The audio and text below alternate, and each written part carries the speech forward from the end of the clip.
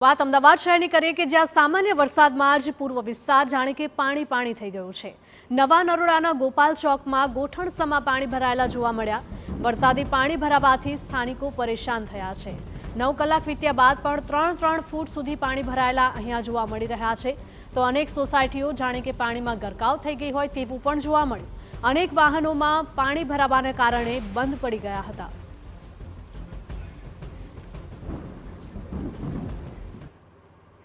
તો આજ મુદ્દે વધુ માહિતી સાથે અમારા સંવાદદાતા રોનક વર્મા જોડાઈ ગયા છે। લાઈવ રોનક, અમદાવાદમાં સામાન્ય વરસાદ જ વરસ્યો છે, પરંતુ તંત્રની પ્રી મોન્સૂનની કામગીરીની પોલ છે તે ફરી એક વખત આ વર્ષે પણ છતી થઈ ગઈ છે।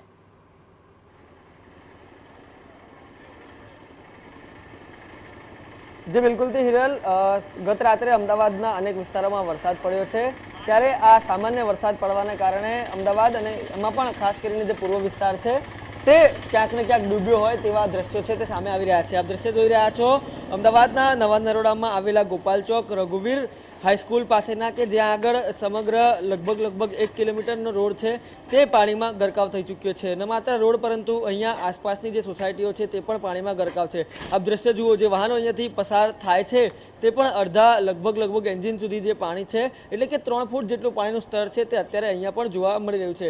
જે લોકો અહીંયાથી પસાર થઈ રહ્યા છે તેમને સ્વાભાવિક રીતે હાલાકીનો સામનો છે તે કરવો પડી રહ્યો છે। જે વાહન ચાલકો 2 વ્હીલર મોપેડ લઈને નીકળે છે તેમના વાહનો અડધેથી જ બંધ પડ્યા હોવાની પણ જે વિગતો છે તે અહીંયાથી સામે આવી રહી છે।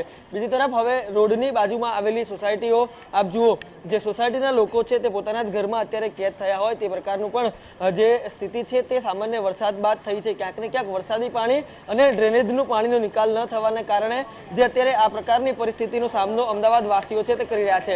આ દ્રશ્ય જુઓ આપ, લગભગ અડધું અને અડધેથી વધારે જે બાઇક છે તે પાણીમાં ડૂબે છે અને આ રીતે પસાર થવાની ફરજ પડે છે। ત્યારે કેટલાક લોકો છે તે પણ અહીં આપણી સાથે હાજર છે, તેમની સાથે પણ વાત કરીશું। કાકા, સામાન્ય વરસાદ અને ડ્રેનેજનું પાણી ભરાવાને કારણે સમસ્યા થાય છે, શું કહેશો? પાણીનો નિકાલ નથી થતો કોઈ? સ્થાનિકો છે તે પણ પાણીનો નિકાલ નથી થતો, સામાન્ય વરસાદ અને ડ્રેનેજનું પાણી ભરાવાને કારણે।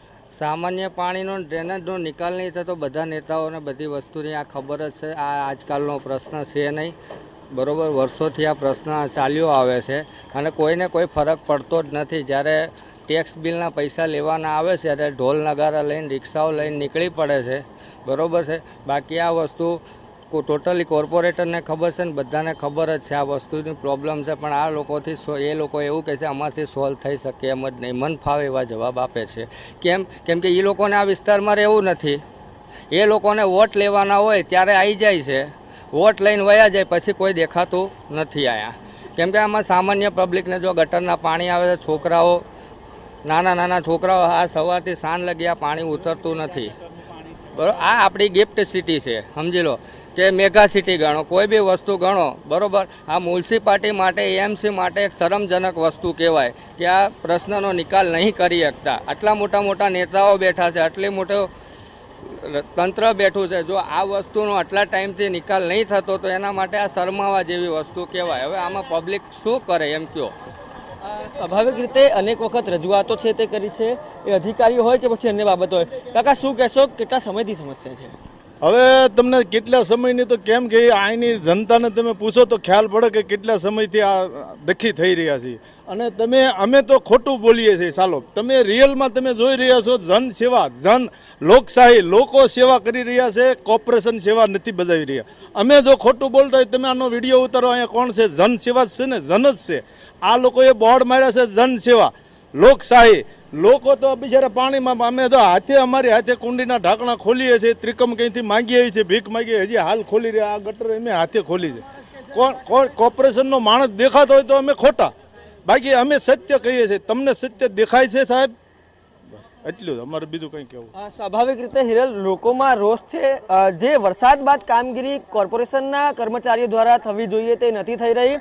સ્વાભાવિક રીતે જે સ્માર્ટ સિટીના નામે સીસીટીવી લગાવેલા છે ત્યાં સીસીટીવીમાં દેખાતું હશે કે મુખ્ય રસ્તાઓ પરથી કે અન્ય રસ્તાઓ પરથી પાણી નીકળી ગયા છે, જે કર્મચારીઓને જવાબદારી આપવામાં આવે છે તે ફોટો પાડીને મોકલી દે છે, પરંતુ વાસ્તવિકતા શું છે તે અહીંયા નજરે પડી રહી છે। સ્થાનિકો પોતે કામગીરી કરવા માટે મજબૂર થયા છે, નાના બાળકોથી લઈને અનેક વર્ગના લોકો પરેશાન થઈ રહ્યા છે, પરંતુ પાણીનો નિકાલ હજુ પણ થયો નથી।